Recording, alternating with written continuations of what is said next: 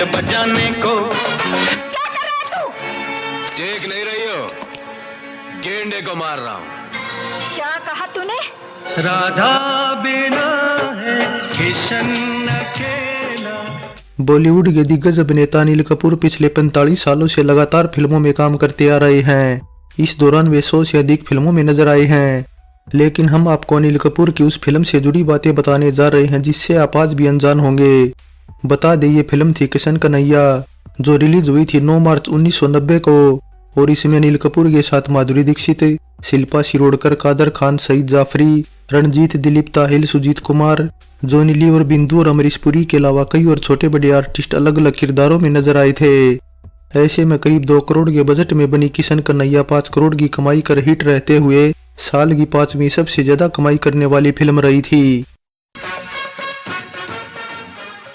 बॉलीवुड में कब किसकी किस्मत चमक जाए कुछ कहा नहीं जा सकता। यहाँ एक सही फैसला आपको स्टार बना सकता है तो एक गलत फैसला आपके अच्छे खासे करियर को डुबो भी सकता है। अब दरअसल हम ऐसा इसलिए बोल रहे हैं क्योंकि किशन कन्हैया फिल्म पहले अमिताभ बच्चन को ऑफर हुई थी, लेकिन अमिताभ ने किसी वजह से करने से इनकार कर दिया था। इस तरह उनका एक गलत फैसला अनिल कपूर के लिए वरदान साबित हुआ, वरना साल 1990 में पूरी तरह अमिताभ बच्चन का राज होता, क्योंकि दरअसल इस साल अमिताभ बच्चन आज अर्जुन फिल्म से बड़े पर्दे पर छा गए थे और ये साल की तीसरी सबसे ज्यादा कमाई करने वाली फिल्म रही थी, जिसके बाद चौथे नंबर पर भी अमिताभ बच्चन की अग्निपथ रही थी। ऐसे में अगर अमिताभ से राकेश रोशन की फिल्म किशन कन्हैया छोड़ने की गलती न हुई होती तो 5वें नंबर पर भी डेफिनेटली अमिताभ बच्चन की फिल्म होती और वे बॉक्स ऑफिस के बादशाह होते।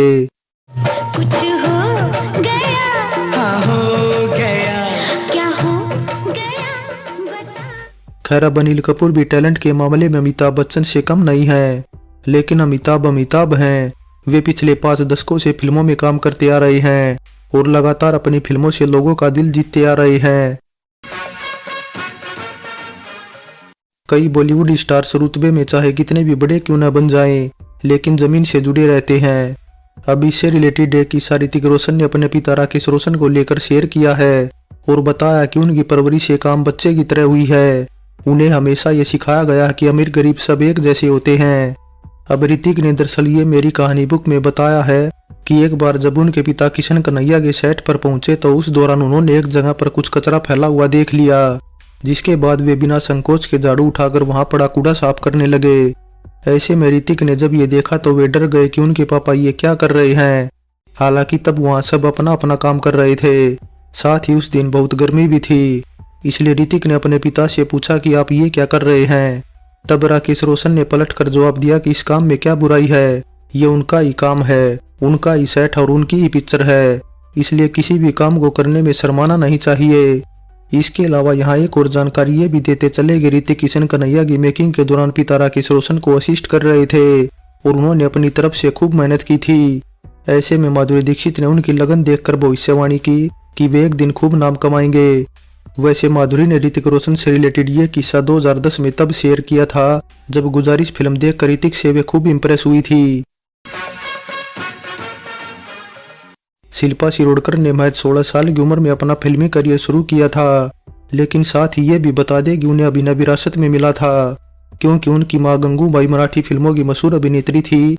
वहीं उनकी दादी मीनाक्षी शिरोडकर भी फिल्मों में काम कर चुकी थी। ऐसे में शिल्पा ने 1989 में आई फिल्म भ्रष्टाचार से अपना फिल्मी करियर शुरू किया था, लेकिन शिल्पा को असली पहचान मिली 1990 में आई फिल्म किशन कन्हैया से।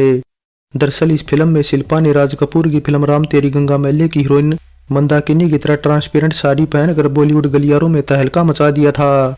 हालांकि बाद में ऐसा करने को लेकर शिल्पा को बहुत पछतावा भी हुआ था, क्योंकि उस टाइम उन्हें लेकर काफी कंट्रोवर्सी खड़ी हो गई थी और उन्हें काफी नेगेटिविटी का सामना करना पड़ा था। वैसे एक बात यह भी है कि राकेश रोशन शिल्पा शिरोडकर वाली भूमिका के लिए पहले जूही चावला को लेना चाहते थे। इसके अलावा सोनू वालिया को भी ये उम्मीद थी कि इस रोल के लिए उन्हें साइन किया जाएगा, क्योंकि राकेश रोशन उन दिनों उनके करीबी थे और यहाँ तक कि सोनू तब राकेश की खून भरी मांग में भी नजर आई थी, लेकिन ऐसा कुछ नहीं हुआ। राकेश रोशन ने न तो जूही चावला को साइन किया और न ही सोनू वालिया को। दरअसल राकेश रोशन ने माधुरी दीक्षित को तो पहले ही एक रोल के लिए साइन कर लिया था और माधुरी के सेक्रेटरी रिकू राकेश नाथ तब शिल्पा शिरोडकर के भी सेक्रेटरी थे और उन्हें काफी प्रमोट भी कर रहे थे। इसलिए रिकू की सिफारिश पर राकेश रोशन ने दूसरी हीरोइन के तौर पर शिल्पा शिरोडकर को साइन कर लिया और इस तरह फिर शिल्पा को अपना पहला मेन हीरोइन वाला रोल मिल गया। दुनिया भर की किसी भी फिल्म इंडस्ट्री की हिस्ट्री को उठा के देख लें, रीमेक फिल्में बनाने का चलन काफी पुराना मिलेगा। इसलिए केवल साउथ फिल्म इंडस्ट्री ही नहीं बल्कि बॉलीवुड भी सुपरहिट फिल्मों का रीमेक बनाने से परहेज नहीं करता।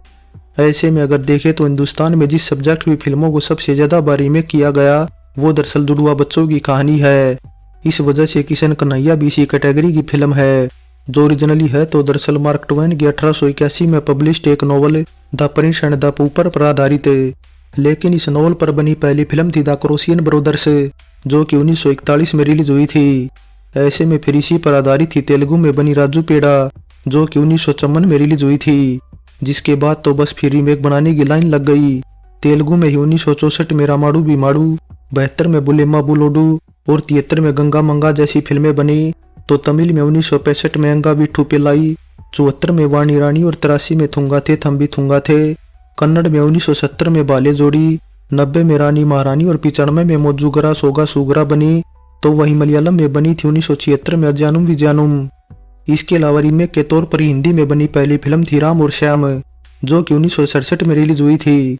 जिसके बाद 72 में सीता और गीता, 73 में जैसे को तैसा और 89 में बनी थी चालबाज। बस फिर इसी तरह इन्हीं फिल्मों की कहानी पर आधारित व रीमेक के तौर पर थोड़ा बहुत बदलाव के साथ बनाई गई थी फिल्म किशन कन्हैया, जिसने हिट फिल्मों के इस महाकुंभ को और आगे बढ़ाया और सफलता का स्वाद चखा। इसके अलावा कई और ऐसी फिल्में भी थी जो कि ठंडे बस्ते में चली गई, जिनमें से एक मोंटीनाथ की लव कुश थी, जिसे बनाने की घोषणा 1986 में हुई थी। और इसमें मिथुन चक्रवर्ती जहां डबल रोल में थे, वहीं साथ में डिम्पल कपाड़िया और माधवी भी नजर आने वाली थी। इसके अलावा अमिताभ बच्चन भी स्पेशल अपीयरेंस निभाने वाले थे और डायरेक्शन भी मोंटी तो खुद करने वाले थे या फिर मुकुल आनंद से कराने वाले थे। लेकिन मोंटी को जब ये पता चला कि पंकज पराशर और राकेश रोशन भी इसी सब्जेक्ट पर फिल्म बना रहे हैं, तो उन्होंने अपनी फिल्म को ठंडे बस्ते में डालने का फैसला कर लिया। फिल्म किशन कन्हैया में संगीत दिया राजेश रोशन ने, वही गाने लिखने का काम किया हिंदीवर और अनवर सागर ने, जिनके लिखे 6 गाने रखे गए थे ऑडियो एल्बम में। आपको देख के रास गया ये जान मेरे हमसफर। अब इस फिल्म का गीत संगीत अच्छा है और राधा बिना किशन अकेला, कृष्णा कृष्णा आए कृष्णा व टाइटल गाना शूट बूट में आया कन्हैया सबसे पॉपुलर गाने कहे जाएंगे, जिन्हें लोग आज भी सुनना पसंद करते हैं। कृष्णा कृष्णा आए कृष्णा। वैसे राधा बिना किशन अकेला गाने की धुन को राजेश रोशन ने अगर 1953 में आई फिल्म पपीता के किसी ने अपना बना के छोटा से कॉपी किया था, वहीं सूट बूट में आया कन्हैया गाने की धुन को कुछ हफ्तों बाद ही रिलीज फिल्म मुकद्दर का बादशाह के हाइको ना गाने में विजुसा ने कॉपी किया था।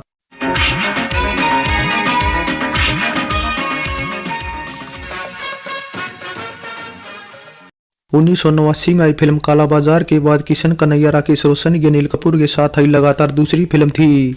लेकिन जिस दिन किशन कन्हैया रिलीज हुई थी, ठीक उसी दिन संजय दत्त और जकी श्रॉफ की जोड़ी की फिल्म जीने दो भी रिलीज हुई थी।